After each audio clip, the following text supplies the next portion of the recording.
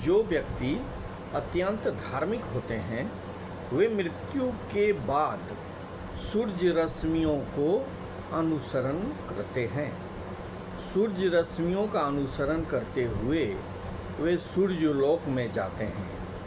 वहाँ से वे चंद्रलोक और चंद्रलोक से विद्युत लोक में उपस्थित होते हैं। वहाँ एक मुक्त आत्मा से उनका साक्षात्कार होता है।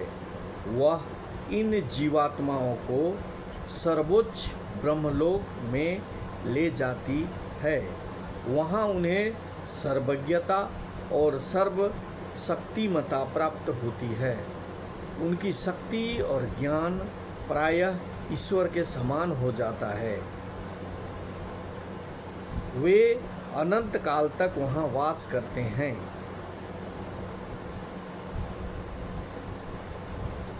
कल्पांत में ब्रह्म के साथ एकत्व प्राप्त करते हैं। जो लोग साकाम भाव से सत्कार्य करते हैं वे मृत्यु के बाद चंद्रलोक में जाते हैं।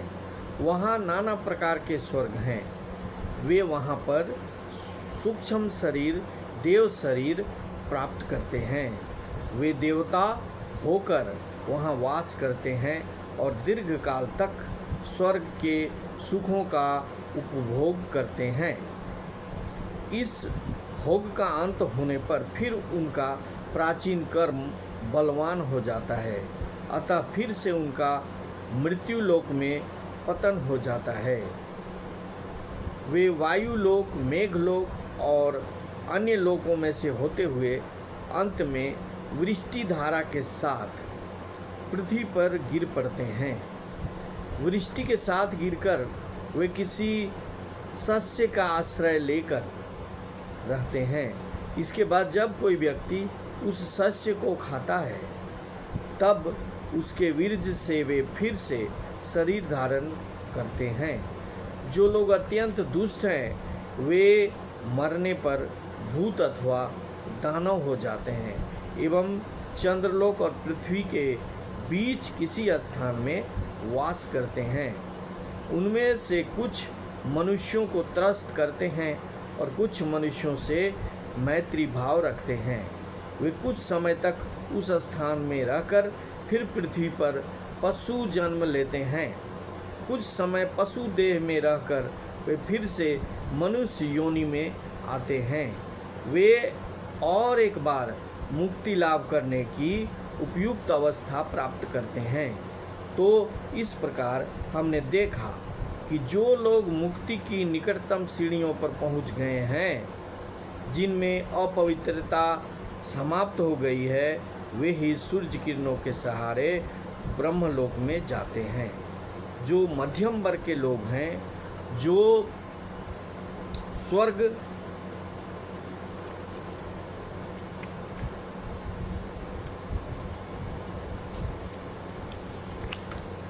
जाने की इच्छा, स्वर्ग जाने की इच्छा से सत्कर्म करते हैं, वे चंद्रलोक में जाकर वहाँ के स्वर्गों में वास करते हैं और देव शरीर प्राप्त करते हैं।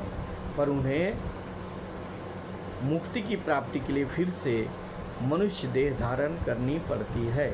और जो अत्यंत तुष्ट हैं वे भूत, दानव आदि रूपों में परिणत हो जाते हैं।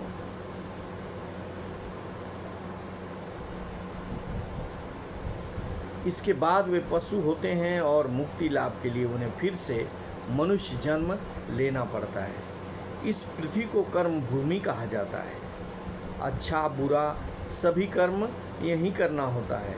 मनुष्य स्वर्ग होकर सत्कार्य करने पर स्वर्ग में जाकर देवता हो जाता है। इस अवस्था में वह कोई नया कर्म नहीं करता, वह तो बस पृथ्वी पर किए हुए अपने सत्कर्मों के फलों का ही भोग करता है। और जब वे सत्कर्म समाप्त हो जाते हैं तो उसी समय जो असत या बुरे कर्म उसने पृथ्वी पर किए थे उन सब का संचित फल वेग के साथ उस पर आ जाता है और उन्हें वहाँ से फिर एक बार पृथ्वी पर घसीट लाया जाता है। इसी प्रकार जो भूत हो जाते हैं वे उस अवस्था में कोई नया कार्य नहीं करते हुए केवल अपने पूर्व कर्मों का फल भोगते रहते हैं। तत्पश्चात पशु जन्म ग्रहण कर वे वहाँ भी कोई नया कर्म नहीं करते। इसके बाद वे फिर मनुष्य हो जाते हैं। शुभ और अशुभ कर्मों द्वारा जनित पुरस्कार और दंड की अवस्थाओं में नूतन कर्मों को उत्पन्न करने की शक्ति नहीं होती, वे केवल भोगी जाती है। अत्यंत शुभ और अत्यंत अशुभ कर्मों का फल बहुत शीघ्र प्राप्त होता है। मान लिया जाए एक व्यक्ति ने जीवन भर अनेक बुरे काम किए पर एक बहुत अच्छा काम भी किया। ऐसी अवस्था में उस सत्कार्य का फल उसी क्षण प्रकाशित हो जाएगा और इस सत्कार्य का फल समाप्त होते ही बुरे कार्य भी अपना फल दिखाना शुरू करेगा। जिन लोगों ने कुछ अच्छे बड़े बड़े कार्य किए हैं पर जिनके सारे जीवन की सामान्य गति अच्छी नहीं रही, वे सब देवता हो जाएंगे। देह धारण कर देवताओं की शक्ति का कुछ काल तक भोग करके उन्हें फिर से मनुष्य होना पड़ेगा। जब सत्कर्मों की शक्ति का क्षय हो जाएगा तब फिर उन पुराने और सत्कार्यों का फल होने लगेगा।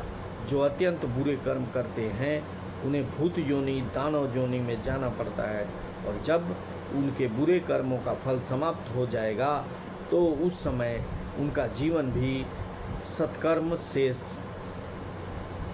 में जो है उनके पास उसके फल से वे फिर मनुष्य हो जाएंगे।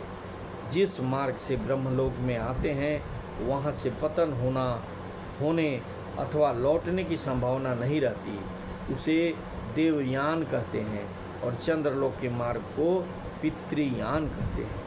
अतएव इस मत से मनुष्य ही जगत में सर्वश्रेष्ठ प्राणी है और यह कर्म भूमि पृथ्वी ही सर्वश्रेष्ठ स्थान है, क्योंकि एकमात्र यहीं पर उनके पूर्णत्व प्राप्त करने की सर्वोत्कृष्ट और सबसे अधिक यानी सर्वाधिक संभावना है।